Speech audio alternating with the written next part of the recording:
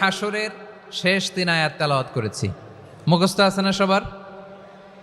বাংলাদেশে ফজরের নামাজে প্রত্যেক মসজিদে যখন তাসবিহ পড়ে ইমাম সাহেব এটা তালিম দেয় না, তালকিন দেয় না? প্রিয় বারোয়াখালীবাসী, মুখস্থ আছে না সবার?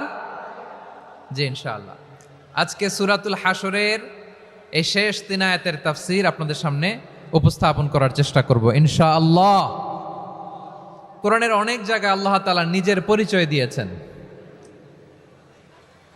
নিজের পরিচয় তিনি বিভিন্ন আয়াতে বিভিন্ন সূরায় পেশ করেছেন। 3টি জায়গায় খুব এক্সক্লুসিভলি আল্লাহ তাআলা নিজের পরিচয় দিয়েছেন। এক হচ্ছে সূরা বাকারার 255 নম্বর আয়াতে, মানে আয়াতুল কুরসি। এর মধ্যে 9টা বাক্য আছে, 9টা বাক্য মিলে একটা আয়াত। এই আয়াতে আল্লাহ তাআলা খুব চমৎকার ভঙ্গিমায়, চমৎকার ভাষা শৈলী ব্যবহার করে, খুব উচ্চাঙ্গের আরবি সাহিত্য দিয়ে একটি আয়াত নাজিল করেছেন। এই আয়াতটার নাম হচ্ছে আয়াতুল কুরসি। বিশ্বনবী বলেন, মান কারা আয়াতুল কুরসি দুবুরা কুল্লি সালাতিন মাকতুবাতিন লাম ইয়ামনাহু মিন দুখুলিল জান্নাতি ইল্লাল মাউত। প্রত্যেক ফরজ নামাজের পরে যে আয়াতুল কুরসি পড়বে তার জান্নাতে যাওয়ার ক্ষেত্রে আর কোনো বাধা থাকে না, একটা জিনিস ছাড়া, সেটা হচ্ছে মৃত্যু, মরণ। লোকটা মরে না তাই জান্নাতে যায় না, মরলেই জান্নাতি। এই আয়াতুল কুরসির এই আয়াতে আল্লাহ তাআলা খুব স্পষ্টভাবে নিজের পরিচয় তুলে ধরেছেন। আবার সূরাতুল ইখলাসের ভেতরে আল্লাহ তাআলা খুব চমৎকার ভঙ্গিমায় তিনি নিজের পরিচয় তুলে ধরেছেন। অনুরূপভাবে সূরা হাসরের শেষ 3 আয়াতেও আল্লাহ তাআলা খুব চমৎকারভাবে নিজের পরিচয় তুলে ধরেছেন। আওয়াজ করে পড়ুন সুবহানাল্লাহ। আমরা সূরা হাসরের শেষ 3 আয়াতের তাফসীর আজকে আমরা শুনব। আসুন আমরা আমাদের রবকে চিনে নেই। আজকের আলোচনার টপিক হচ্ছে আসুন আমাদের রবকে চিনি। আসুন আমাদের, সবাই বলুন, আসুন আমাদের রবকে চিনি। আজকের আমার ঢাকা বিভাগের প্রোগ্রাম থেকে, এই নবাবগঞ্জ বারোয়াখালীর প্রোগ্রাম থেকে আমরা আমাদের রবকে চিনে যাব ইনশাআল্লাহ। বলেন সবাই। সূরা হাসরের শেষ 3 আয়াতের একটা বিশেষ ফজিলত আছে, এটা আপনারা পড়বেন। কি ফজিলত? বিষ্ণু ঈসা ইসলাম বলেন, মান ক্বালা হিনা ইউসবিহু সালাসা মাররাতিন আউযু বিল্লাহিস সামিউল আলিম মিনাশ শাইতানির রাজীম সুম্মা ক্বারাআ সালাসা আয়াতিন মিন আখিরি সূরাতিল হাশরি ওয়াক্কালাল্লাহু বিহি ৭০,০০০ মালাকিন ইউসাল্লুনা আলাইহি ওয়া ইন মাতা ফি যালিকাল ইয়াউমি মাতা শাহীদান। বিশ্বনবী মুহাম্মদুর রাসূলুল্লাহ সাল্লাল্লাহু আলাইহি ওয়াসাল্লাম ইরশাদ করেন, যে ব্যক্তি সকালবেলা 3 বার তেলাওয়াত করবে আউযু বিল্লাহিস সামিউল আলিম মিনাশ শাইতানির রাজীম, এরপরে সূরা হাসরের শেষ 3টি আয়াত তেলাওয়াত করবে, রব্বুল আলামিন ওই ব্যক্তির জন্য ৭০,০০০ ফেরেশতা নিয়োগ দিবেন, যারা সারা দিন ওই লোকের জন্য মাগফিরাতের দোয়া করবে। শুধু এখানেই শেষ নয়, বিশ্বনবী ফরমান, ওয়া ইন মাতা ফি যালিকাল ইয়াউমি মাতা শাহীদান, ওই দিন যদি ওই ব্যক্তিটা ইন্তেকাল করে, সে শহীদ হয়ে কিয়ামতের দিন আল্লাহর সামনে দাঁড়াবে।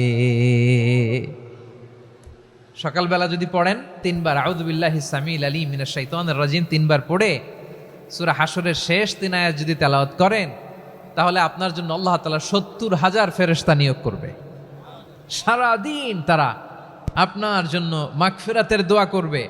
আর ওই দিন ইন্তেকাল করলে আল্লাহ তাআলা শহীদ হিসেবে আপনাকে কিয়ামতের দিন দাঁড় করাবে। সুবহানাল্লাহ। এত আস্তে।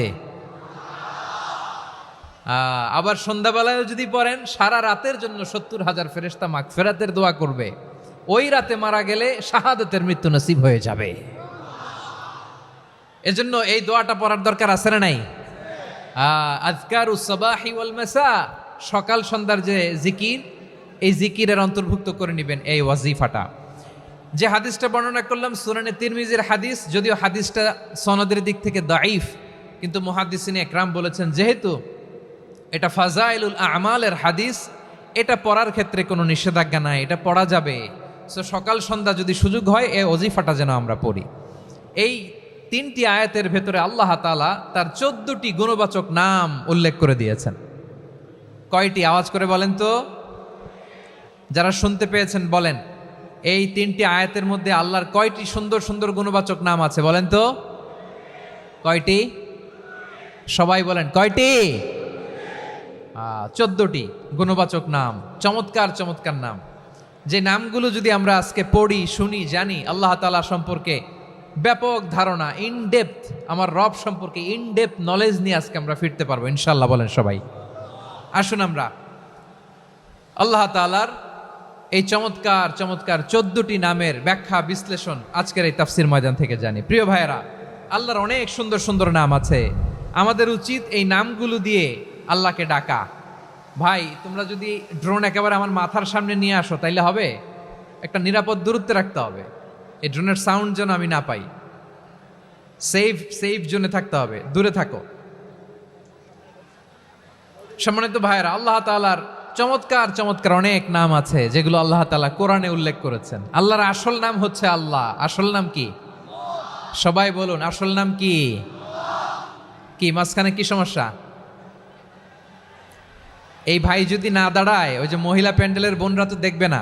ভাই আপনি একটু বসেন, মাঝে মাঝে একটু দাঁড়াবেন। ঠিক আছে, ঠিক আছে, হ্যাঁ হয়েছে। আল্লাহ তাআলার আসল নাম হচ্ছে আল্লাহ। আওয়াজ করে আল্লাহর একটা ডাক দেন, বলেন আল্লাহ। মন থেকে, হৃদয়ের গহীন থেকে, হৃদয় নিংড়ানো মনের সবটুকুন ভালোবাসাকে উজাড় করে দিয়ে আল্লাহর নামটা জপেন তো, পড়েন তো আল্লাহ। কেমন লাগে? ভালো লাগে? এর চেয়ে সুন্দর মধুমাখা নাম, জাদুমাখা নাম আর আছে? দু একজন বলছে নাই। আওয়াজ করে বলেন, এর চেয়ে সুন্দর নাম আর আছে? আল্লাহ নাম যতই জপি ততই মধুর লাগে, নামে এত জাদু থাকে কে জানি তো আগে।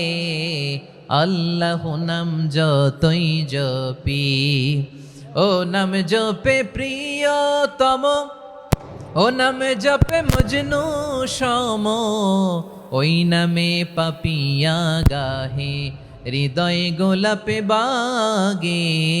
আল্লাহ নাম যতই জপি। আল্লাহু আকবার। এত মধুর নাম আর দ্বিতীয়টা নাই। যতই জপি ততই ভাল লাগে, ঠিক কিনা বলেন? এজন্য রব্বুল আলামিন বলেন, ওয়ালিল্লাহিল আসমাউল হুসনা ফাদউহু বিহা ওয়া যারুল্লাযীনা ইউলহিদুনা ফি আসমাই সায়ুজজাউনা মা কানু ইয়ামালুন।